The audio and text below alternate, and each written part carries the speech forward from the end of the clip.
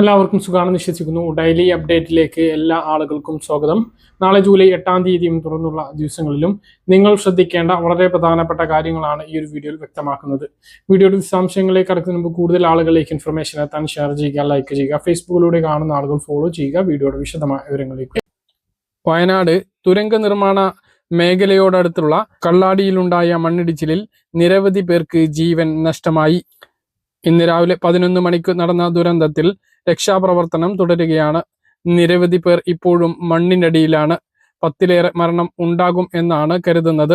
Election പ്രഖ്യാപിക്കുന്നതിന് തൊട്ടു മുമ്പായി മുൻ മുഖ്യമന്ത്രി പിണറായി വിജയനും അന്നത്തെ പൊതുമരാമത്ത് മന്ത്രി റിയാസും ചേർന്ന് ഉദ്ഘാടനം നിർവഹിച്ച പദ്ധതിയിൽ അവിടെ നിന്നും എടുത്തു മാറ്റി കൂട്ടിയിട്ടിട്ടുള്ള മണ്ണാണ് വലിയ മഴയിൽ ഇടിഞ്ഞു പോന്നത്. രാജ്യത്തെ ഞെട്ടിച്ച വയനാട് ദുരന്തം ഉണ്ടായി 2 വർഷം തികയുന്നതിന് മുമ്പ് തന്നെയാണ് ഈ ഒരു ദുരന്തവും വരുന്നത്. വയനാട്ടിൽ ഇത്തരത്തിലുള്ള നിർമ്മാണ പ്രവർത്തികൾ പാടില്ല എന്ന് പരിസ്ഥിതി പ്രവർത്തകർ മുമ്പ് തന്നെ മുന്നറിയിപ്പ് നൽകിയതാണ്. നിലവിൽ തുരങ്കപാതയിലല്ല മണ്ണിടിച്ചിൽ ഉണ്ടായിട്ടുള്ളത്. അവിടെ നിന്നും മാറ്റിയ മണ്ണ് കൂട്ടിയിട്ട സ്ഥലത്താണ് മണ്ണിടിച്ചിൽ ഉണ്ടായി നിരവധി പേർക്ക് ജീവൻ നഷ്ടമായിട്ടുള്ളത്. വയനാട്ടിൽ ഇത്തരത്തിലുള്ള ദുരന്തങ്ങൾ ആവർത്തിക്കുമ്പോൾ അധികൃതർ കാര്യമായിട്ടുള്ള മുന്നൊരുക്കങ്ങൾ നടത്തുന്നില്ല എന്ന വിമർശനം ഉയരുകയാണ്. കള്ളാടി മണ്ണിടിച്ചിലിൽ മുന്നറിയിപ്പ് നൽകുന്നതിൽ വീഴ്ച സംബന്ധിച്ച് വയനാടിന്റെ ചുമതലയുള്ള മന്ത്രി സിദ്ദിഖ് രംഗത്ത് വന്നു. അപകടത്തിന് ശേഷമാണ് ജില്ലയിൽ റെഡ് അലർട്ട് പ്രഖ്യാപിച്ചത്. അതിതീവ്ര മഴയാണ് ഇന്ന് വയനാടുണ്ടായത്. പക്ഷേ ഓറഞ്ച് അലർട്ട് മാത്രമാണ് കാലാവസ്ഥാ നിരീക്ഷണ കേന്ദ്രം മുന്നറിയിപ്പിൽ വ്യക്തമാക്കിയിരുന്നത്. കേരളത്തിൽ അതിതീവ്ര മഴ സാധ്യതയുള്ളതിനാൽ കേന്ദ്ര കാലാവസ്ഥാ വകുപ്പ് അലർട്ടുകൾ പ്രഖ്യാപിച്ചിട്ടുണ്ട്. ഇന്ന് കോഴിക്കോട്, വയനാട് ജില്ലകളിലാണ് റെഡ് അലർട്ട് പ്രഖ്യാപിച്ചിട്ടുള്ളത്. ഇനിയും അതിതീവ്ര മഴയ്ക്കുള്ള സാധ്യത തന്നെയാണ് പ്രവചിച്ചിരിക്കുന്നത്. 24 മണിക്കൂറിൽ 204.4 മില്ലിമീറ്ററിൽ കൂടുതൽ മഴ ലഭിക്കും എന്നുള്ളതാണ് മുന്നറിയിപ്പ്. മലപ്പുറം, കണ്ണൂർ, കാസർഗോഡ് തുടങ്ങിയ ജില്ലകളിൽ ഓറഞ്ച് അലർട്ടാണ്. എറണാകുളം, ഇടുക്കി, തൃശൂർ, പാലക്കാട് ജില്ലകളിൽ യെല്ലോ അലർട്ടും നിലനിൽക്കുന്നുണ്ട്. റെഡ് അലർട്ട് പ്രഖ്യാപിച്ച വയനാടും കോഴിക്കോടും വിദ്യാഭ്യാസ സ്ഥാപനങ്ങൾക്ക് അതാത് ജില്ലാ കളക്ടർമാർ നാളെ അവധി പ്രഖ്യാപിച്ചിട്ടുണ്ട്. റെഡ് അലർട്ട് പ്രഖ്യാപിച്ച സാഹചര്യത്തിൽ അംഗനവാടികൾ, മതപഠന ക്ലാസുകൾ, ട്യൂഷൻ സെന്ററുകൾ, സ്പെഷ്യൽ ക്ലാസുകൾ, പ്രൊഫഷണൽ കോളേജുകൾ ഉൾപ്പെടെയുള്ള എല്ലാ വിദ്യാഭ്യാസ സ്ഥാപനങ്ങൾക്കും നാളെ 8/7/2026 ബുധനാഴ്ച അവധിയായിരിക്കും എന്നും റെസിഡൻഷ്യൽ സ്കൂളുകൾക്കും കോളേജുകൾക്കും മേൽപ്പറഞ്ഞ അവധി ബാധകമല്ല എന്നും നാളെ അവധിയായിരിക്കുമെന്നും വയനാട് കളക്ടർ അറിയിച്ചിട്ടുണ്ട്. ദുരിതാശ്വാസ ക്യാമ്പുകളായി പ്രവർത്തിക്കുന്ന വിദ്യാഭ്യാസ സ്ഥാപനങ്ങൾക്ക് ഇനി ഒരു അറിയിപ്പ് ഉണ്ടാകുന്നത് വരെ അവധിയായിരിക്കുമെന്നും വയനാട് കളക്ടർ അറിയിച്ചു. കോഴിക്കോട് ജില്ലയിലും സമാനമായിട്ടുള്ള അവധിയാണ് പ്രഖ്യാപിച്ചിട്ടുള്ളത്. പ്രൊഫഷണൽ കോളേജുകൾ ഉൾപ്പെടെയുള്ള എല്ലാ വിദ്യാഭ്യാസ സ്ഥാപനങ്ങൾക്കും നാളെ കോഴിക്കോട് ജില്ലയിലും അവധി പ്രഖ്യാപിച്ചിട്ടുണ്ട്. മറ്റൊരു പ്രധാനപ്പെട്ട അറിയിപ്പ്, SSLC +2 പഠനം പാതി വഴിയിൽ മുടങ്ങിയവർക്ക് സൗജന്യമായി പഠനം സാധ്യമാക്കുന്ന കേരള പോലീസിന്റെ ഹോപ്പ് പദ്ധതിക്ക് ഇപ്പോൾ അപേക്ഷ നൽകാവുന്നതാണ്. പഠനം പൂർത്തിയാക്കാൻ കഴിയാതെ പോയ 22 വയസ്സിന് താഴെയുള്ളവർക്കാണ് അതാത് ജില്ലകളിൽ വെച്ച് തന്നെ പരിശീലനം നൽകുന്നത്. താല്പര്യമുള്ളവർക്ക് ജൂലൈ 31-നകം അതാത് സ്റ്റേഷനിലോ 94 97 900 200 എന്ന നമ്പറിൽ ബന്ധപ്പെട്ടോ രജിസ്റ്റർ ചെയ്യാവുന്നതാണ്. വിദഗ്ധ അധ്യാപകരുടെ ക്ലാസുകൾക്ക് പുറമെ മെന്ററിംഗ്, മോട്ടിവേഷൻ പരിശീലനങ്ങളും പദ്ധതിയുടെ ഭാഗമായി ലഭ്യമാണ്. കൂടാതെ വിവിധ തൊഴിലധിഷ്ഠിത കോഴ്സുകൾ പഠിക്കാനും കുട്ടികൾക്ക് ഇതിലൂടെ അവസരം ഒരുക്കും. കഴിഞ്ഞ അധ്യയന വർഷം 1671 പേർക്ക് പദ്ധതിയിലൂടെ പരീക്ഷ എഴുതാൻ കഴിഞ്ഞിട്ടുണ്ട്. ഇതിൽ 1050 പേർ ഉപരിപഠനത്തിന് യോഗ്യത നേടിയിരുന്നു.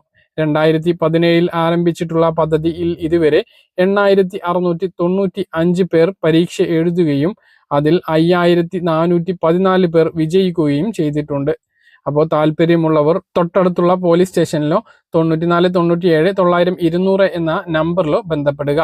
പ്രധാനപ്പെട്ട അറിയിപ്പ്, നിലവിൽ 1000 സ്ക്വയർ ഫീറ്റിന് മുകളിലുള്ള വീട് സ്വന്തമായി ആവശ്യത്തിനുള്ള ചെറിയ കാറാണ് എങ്കിൽ പോലും 4 ചക്ര വാഹനം, 1 ഏക്കറിലധികം ഭൂമി ഉള്ളവർക്കൊന്നും BPL റേഷൻ കാർഡിന് അർഹതയില്ല.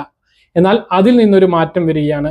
കുറച്ചുകൂടി വലിയ വീടുള്ളവർക്കും BPL റേഷൻ കാർഡ് ലഭിക്കും എന്നുള്ളതാണ് പുതിയ സർക്കാരിന്റെ തീരുമാനം. 2017 സർക്കാർ തീരുമാനിച്ചിട്ടുള്ള നിയമം സംസ്ഥാന സർക്കാർ പരിഷ്കരിക്കാൻ വേണ്ടി തീരുമാനിച്ചിട്ടുണ്ട്.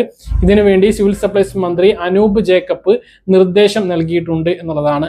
നിലവിലെ 1000 സ്ക്വയർ ഫീറ്റിന് പകരം 1200 അല്ലെങ്കിൽ 1250 സ്ക്വയർ ഫീറ്റ് പരിധി നിശ്ചയിക്കാനാണ് ആലോചിക്കുന്നത്. കൃത്യമായിട്ടുള്ള വിവരം, അത് കൃത്യമായിട്ടുള്ള കണക്ക് അത് സർക്കാരിന്റെ സർക്കുലർ ഇറങ്ങുമ്പോഴോ ഉത്തരവ് ഇറങ്ങുമ്പോഴോ അറിയുകയുള്ളൂ. എന്തായാലും 1000 എന്നുള്ളത് 1200 1250 ആവാനുള്ള സാധ്യതയുണ്ട്. അതുപോലെ തന്നെ സ്വന്തമായി ആവശ്യത്തിനുള്ള വാഹനം, ഏറ്റവും ചെറിയ കാർ 800cc വരെയുള്ള കാറുകൾ ഇതിൽ ഉൾപ്പെടുത്തും. അതായത് 800cc വരെ കാറുള്ളവർക്കും ഇനി BPL റേഷൻ കാർഡ് ലഭിച്ചേക്കും എന്നുള്ളതാണ് വിവരം. അത് ഒരു ഇളവായി പ്രഖ്യാപിക്കാനാണ് തീരുമാനം. പ്രായമായിട്ടുള്ള രോഗികളായിട്ടുള്ള ആളുകൾ, ഭിന്നശേഷിക്കാരൊക്കെ കൊണ്ടുപോകാൻ നിർബന്ധമായിട്ടും കാർ ആവശ്യമാണ്. അങ്ങനെയുള്ളവർക്ക് നിലവിൽ BPL റേഷൻ കാർഡ് നിഷേധിക്കുന്ന സാഹചര്യമുണ്ട്. വീടിന്റെ കാര്യവും അങ്ങനെ തന്നെയാണ്. ഒരു 2-3 മക്കൾ ഉള്ളവർക്ക് ചെറിയ വീട് കയറ്റിയാൽ വലിയ ബുദ്ധിമുട്ടാകുന്ന സാഹചര്യമുണ്ട്. വീടിന്റെ സൗകര്യം, അതായത് വീട് 1000 സ്ക്വയർ ഫീറ്റിന്റെ വീടിന്റെ സ്ഥിതിയും അതിലുള്ള ജീവിതവും പരിതാപകരമായിരിക്കും. എന്നിട്ട് പോലും BPL റേഷൻ കാർഡിന് അർഹതയില്ലാത്ത സ്ഥിതി നമ്മുടെ നാട്ടിലുണ്ട്. അതിലൊരു മാറ്റവും വരും എന്നുള്ളതാണ് ഇതിൽ ഏറ്റവും പ്രധാനമായിട്ട് കാണാൻ കഴിയുന്നത്. ഒരേക്കറിലധികം ഭൂമി തരിശായതോ കൃഷിയോഗ്യമല്ലാത്തതോ ആയതാണ് എങ്കിൽ അവർക്കും BPL റേഷൻ കാർഡ് അനുവദിച്ചേക്കും എന്നുള്ളതാണ് ഏറ്റവും പുതിയ അറിയിപ്പുകൾ. മറ്റൊരു പ്രധാനപ്പെട്ട കാര്യം, നിലവിൽ ഇപ്പോൾ BPL റേഷൻ കാർഡിന് ഒഴിവാക്കൽ മാനദണ്ഡങ്ങളിൽ ഉൾപ്പെടാത്ത, അതായത് നിലവിലെ ഒഴിവാക്കൽ മാനദണ്ഡങ്ങളിൽ ഉൾപ്പെടാത്ത നീല വെള്ള റേഷൻ കാർഡുള്ളവർക്ക് അപേക്ഷിക്കാം. നിലവിലെ മാനദണ്ഡം എന്ന് പറഞ്ഞാൽ 1000 സ്ക്വയർ ഫീറ്റ് വീട്, സ്വന്തമായ ആവശ്യത്തിന് കാർ ഉണ്ടാവാൻ പാടില്ല, ഒരേക്കറിലധികം ഭൂമി ഉണ്ടാവാൻ പാടില്ല. അതിലൊരു മാറ്റം വരുമെന്നാണ് നേരത്തെ പറഞ്ഞത്. പക്ഷെ നിലവിലെ സാഹചര്യം വെച്ചിട്ട് അർഹതയുള്ളവർക്ക് ഇപ്പോൾ അപേക്ഷിക്കാം എന്നുള്ളതാണ്. ഒഴിവുകൾ കൂടുതലാണ്. അപ്പോൾ 17-ാം തീയതി വരെയാണ് അപേക്ഷ നൽകാൻ വേണ്ടിയിട്ട് കഴിയുക. അപ്പോൾ അർഹതയുള്ളവർ സിറ്റിസൺ ലോഗിൻ വഴിയോ അക്ഷയ കേന്ദ്രങ്ങൾ വഴിയോ അപേക്ഷ നൽകാൻ വേണ്ടി ശ്രദ്ധിക്കുക. തദ്ദേശ സ്ഥാപന സെക്രട്ടറി നൽകുന്ന BPL സർട്ടിഫിക്കറ്റ് ഉണ്ട് എങ്കിൽ BPL റേഷൻ കാർഡിൽ ഉൾപ്പെടാൻ വേഗത്തിൽ കഴിയും എന്നുള്ളതും, അതുകൊണ്ട് തന്നെ തദ്ദേശ സ്ഥാപനങ്ങളിലേക്ക് ഇതിന് അപേക്ഷിച്ച് അത് അർഹത ആ ഒരു സർട്ടിഫിക്കറ്റ് ഉണ്ടാക്കാൻ ശ്രമിക്കുന്നവർക്കും അത് കിട്ടുന്നവർക്കും BPL ലിസ്റ്റിലേക്ക് ഉൾപ്പെടാൻ വേഗത്തിൽ കഴിയുന്നതാണ്.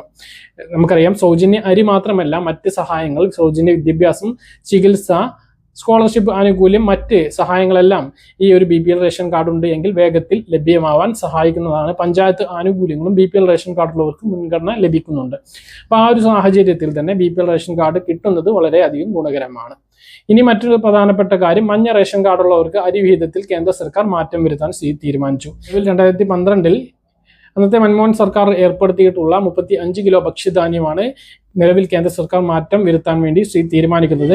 അന്ത്യോദയ അന്ന യോജന മഞ്ഞ റേഷൻ കാർഡിലെ ഓരോ അംഗങ്ങൾക്കും 7 കിലോ ഭക്ഷ്യധാന്യമാക്കി നൽകാനാണ് തീരുമാനിക്കുന്നത്. നിലവിൽ 2 അംഗങ്ങളാണ് എങ്കിൽ പോലും 35 കിലോ ഭക്ഷ്യധാന്യം ലഭിച്ചിരുന്നു. നമ്മുടെ സംസ്ഥാനത്ത് 30 കിലോ അരിയും 3 കിലോ ഗോതമ്പും 2 അട്ടയുമാണ് ലഭിക്കുന്നത്. അതിലൊരു മാറ്റം വരുത്തിക്കൊണ്ട് 7 കിലോ ഭക്ഷ്യധാന്യമാണ് ലഭിക്കുക. അങ്ങനെയെങ്കിൽ 2 അംഗങ്ങളാണ് എങ്കിൽ 14 കിലോ ആണ് ലഭിക്കുക. ഇനി എത്ര അംഗങ്ങൾ ഉണ്ട് എങ്കിലും 35-ന് മുകളിൽ ലഭിക്കില്ല എന്നുള്ളതും ഈ ഒരു നിയമത്തിന്റെ പ്രത്യേകതയാണ്. അപ്പൊ അങ്ങനെ ഒരു മാറ്റം വരുന്നുണ്ട്. പിന്നെ നിലവിലുള്ള റേഷൻ വിതരണം ഇപ്പോൾ തുറന്നുകൊണ്ടിരിക്കുകയാണ്. നീല റേഷൻ കാർഡിന് അധികമായിട്ട് ഇപ്പോൾ ഗോതമ്പ് 3 കിലോ 8 രൂപ 70 പൈസ നിരക്കിൽ ലഭിക്കുന്നതാണ്. ബാക്കിയുള്ള വിഹിതം എന്തെല്ലാം എന്ന് നമ്മൾ നേരത്തെ പറഞ്ഞതാണ്, അതുകൊണ്ട് വീണ്ടും വിശദീകരിക്കുന്നില്ല. പറഞ്ഞ കാര്യങ്ങൾ കൃത്യമായിട്ട് മനസ്സിലാണെന്ന് കരുതുന്നു. ഇതുപോലുള്ള ഇൻഫർമേഷൻക്ക് ഫോളോ ചെയ്യുക, സബ്സ്ക്രൈബ് ചെയ്യുക. മറ്റൊരു വീഡിയോ നമുക്ക് കാണാം.